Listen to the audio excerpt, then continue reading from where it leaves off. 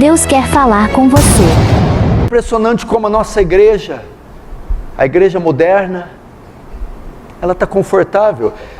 Por exemplo, quando você estuda as 7 igrejas da Ásia, Esmina, Tiatira, Éfeso, Sardes, Filadélfia, são modelos de igreja do primeiro século. Alguns estudiosos falam que são fases da igreja. A primeira é Éfeso, a igreja dos apóstolos, o primeiro amor, e vai. E a última, a igreja do fim, é a Laodiceia, rica, abastada, gorda, mas cega, miserável e nu. Porque hoje nós somos uma igreja sofisticada, moderna, uma igreja hoje que conta com recursos, que é rica, mas que despreza a condição eterna das almas. Vou te mostrar algo aqui, como nós estamos em falta no que diz respeito à evangelização. No Antigo Testamento, no Novo Testamento, a primeira coisa que os cristãos faziam após se converterem era anunciar o Evangelho. A primeira coisa que um ímpio fazia quando se convertia, a primeira coisa, era levar o Evangelho a outras. Não precisa abrir, só acompanhe aí. Você pega João, capítulo 1, 35, eles vão pôr na tela, eu gostaria que tivesse competência para tal. João 1, 35 a 46, escuta isso aqui. No dia seguinte estava João outra vez na companhia de 2 de seus discípulos, João Batista. E vendo Jesus passar, João Batista diz: eis o Cordeiro de Deus, ok? Os 2 discípulos de João, ouvindo dizer isso, seguiram a Jesus. E Jesus, voltando-se, vendo que o seguiram, lhe disse: quem buscais? Disseram-lhe: Rabi, que quer dizer mestre, e onde assiste? Respondeu-lhe: vinde e vede. Foram, pois, e viram onde Jesus estava morando, e ficaram com ele aquele dia, sendo mais ou menos a hora 10ª. Era André, o irmão de Simão Pedro, um dos que tinha ouvido o testemunho de João e seguido Jesus. Ele viu o Cordeiro, André, seguiu Jesus e se converteu, André. Agora olha o que André fez. Era André, o irmão de Simão Pedro, ok? E ele achou primeiro o seu irmão Simão, a quem disse: achamos o Messias, que quer dizer Cristo. E o que André fez com Simão? E o levou a Jesus. Olhando Jesus para ele, diz: tu és Simão, filho de João, tu serás chamado agora Cefas, que quer dizer Pedro. No dia imediato resolveu Jesus partir para Galiléia, agora encontrou Filipe, a quem disse: ora, segue-me.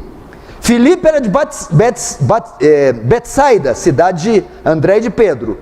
Sabe o que Filipe fez? Você entendeu? Jesus ganhou André. André acabou de se converter, foi lá evangelizar Simão, levou Simão até Jesus. Agora aqui, Filipe se converte.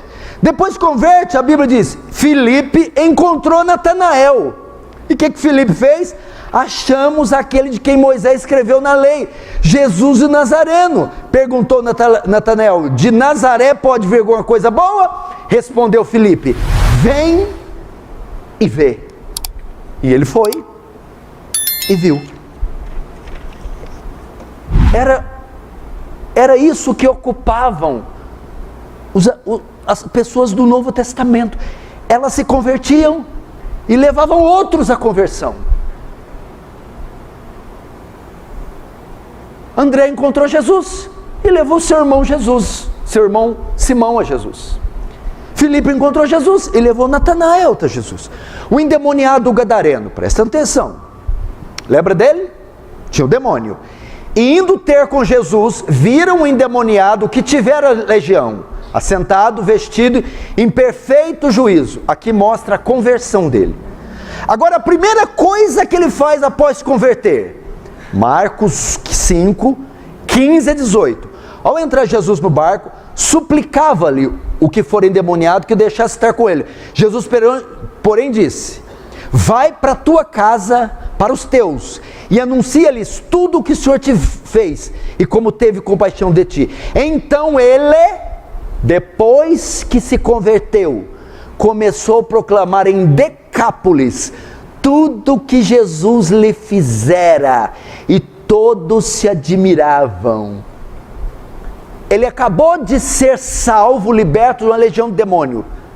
Foi enviado a Decápolis, Decapolis, polis cidade, Deca 10, 10 cidade, virou missionário. Veja que isso parecia ser prioridade dos crentes do Novo Testamento. Eles acabavam de converter e não se ocupavam de outra coisa, senão pregar o evangelho a outros, levar o evangelho a outros. A mulher samaritana, ok? Então estou falando de pessoas que eram ímpias. André era ímpio, Filipe era ímpio, o demoniado gadareno era ímpio, e ao se converterem, foram atrás da salva. A mulher samaritana, no capítulo 4, Jesus evangeliza ela no verso 25, né? Eu sei, respondeu a mulher, que há de vir o Messias, chamado Cristo, e quando ele vier, nos anunciará todas as coisas. Jesus evangeliza. Agora no 26, ela se converte. Eu sou o que falo contigo. Agora do 28 e 30, qual a primeira coisa que ela faz após se converter? Quando a mulher deixou o seu cântaro, foi à cidade e disse àqueles homens: vinde e vede um homem que me disse tudo quanto tenho feito. Será porventura esse o Cristo? Saíram, pois, da cidade e vieram ter com ele. E todos foram salvos, os samaritanos. A primeira coisa, ela foi correndo anunciar Jesus. Você quer ver outro? Saulo de Tarso, que se transformou no grande apóstolo Paulo. No capítulo 9, no verso 3, Jesus aparece para ele e o evangeliza: Saulo, Saulo, por que tu me persegues? No verso 18, ele se converte, cai as escamas e ele é batizado. No verso 20, eu vou ler, eu não vou nem citar. E logo Saulo pregava nas sinagogas a Jesus, afirmando que este é o Filho de Deus. Acabou de cair do cavalo, caiu as escamas, a primeira coisa que ele fez, pregar que Jesus Cristo é o Senhor. Evangelizava. Os crentes de hoje se convertem, a primeira coisa que vai é pedir um carro para Deus, é pedir uma namorada, é falar: pelo amor de Deus, Jesus, não me deixa solteira. Não sei o que está acontecendo. Eles acabavam de ver Jesus, falaram: não, isso aqui não pode ficar só para mim, eu tenho que chamar mais gente para ver isso. Olha essas cadeiras vazias. Por que ninguém hoje quis convidar ninguém? Por que você não passou o sábado orando, ligando e mandando mensagem para uma alma perdida, dizendo: vamos no culto hoje, vamos ouvir a palavra, e ora: Senhor, eu vou te pegar, eu pago o Uber para você. Por que você não contagiou para sua mãe, quando você se converteu, seu pai, seu filho, seu vizinho, seu amigo, e disse: vocês precisam experimentar o que eu experimentei, vocês precisam vir tomar do remédio que eu tomei, vocês precisam ver a luz que eu vi, eu não posso guardar isso para mim. Era isso que eles faziam. O Instituto Moody, chama Moody porque D.L. Moody foi um dos maiores evangelistas depois do apóstolo Paulo que a terra já teve. Fizeram um instituto com o nome dele, um instituto que tem como finalidade a evangelização. O Instituto Moody afirma que 95% dos crentes atuais nunca tiveram a experiência de trazer pelo menos uma alma para Jesus. 95% dos crentes modernos nunca tiveram a experiência de trazer ao menos uma alma para Jesus. Qual o último batismo que você frequentou, viu e disse: aquele que está descendo as águas, o Senhor o salvou através de mim?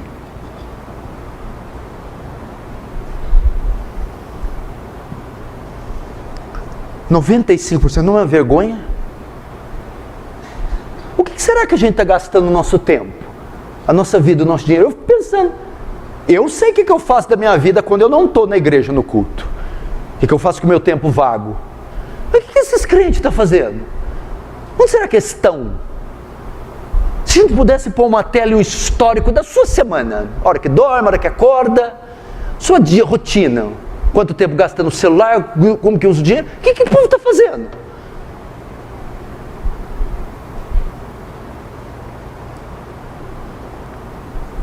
Ah, pastor, mas na ignorância eles podem ser salvos, não precisa de mim. Deus pode ter misericórdia deles. Será? Ezequiel 33:8. Se eu disser ao ímpio, ó ímpio, certamente morrerás, e tu não falares para ele, não dissuadir o ímpio do seu caminho, esse ímpio morrerá na sua iniquidade. Ignorância não salva ninguém. Romanos 2:12, porque todos os que sem lei pecaram, sem lei também perecerão. Sem lei aqui é sem conhecimento. Todos que na ignorância pecarem, na ignorância serão condenados.